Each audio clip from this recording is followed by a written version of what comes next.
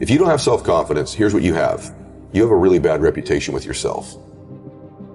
You have built a habit of not keeping the promises you make to yourself. We've all heard this before.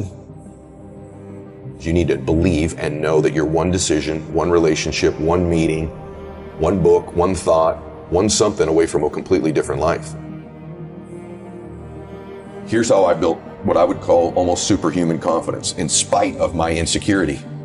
Think about that. Superhuman confidence in spite of my insecurity. It's an effort play. If you don't have self-confidence, you've never kept the promises you make to yourself. Check that box. If you have self-confidence, you've started to keep the promises you make to yourself. If you want to have superhuman self-confidence, you keep the promises you make to yourself and one more.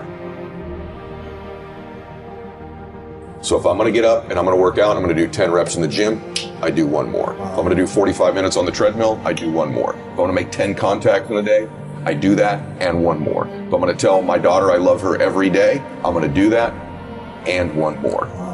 Because in life, we don't get our goals, we get our standards long term. And so if your standard is one more, what starts to happen is you go, I'm willing to do things other people aren't willing to do. And I combine that I have great faith, great associations, and I intend to help people. This is a formula to build wonderful self-confidence and never lack humility when you have it. Never link your confidence to your ability. If it's predicated on your abilities or your achievements, you're always going to be chasing it. But if you link your confidence to your intentions, man, you have beautiful intentions. And that is something I knew about me. I know I have a good heart. And all of us, we run around carrying these bags of, I'm not qualified because I made this mistake. I had this bankruptcy. This relationship didn't work. I did this thing you don't know about. I'm so ashamed of. That's why you're qualified. That's the thing that qualifies you. The humanness in you.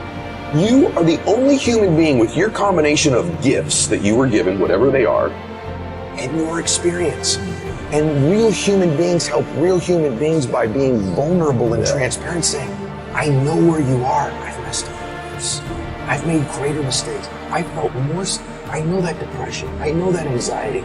I know that shame. I know what that feels like. You're one away, one relationship, one meeting, one person, one thought away from changing your life.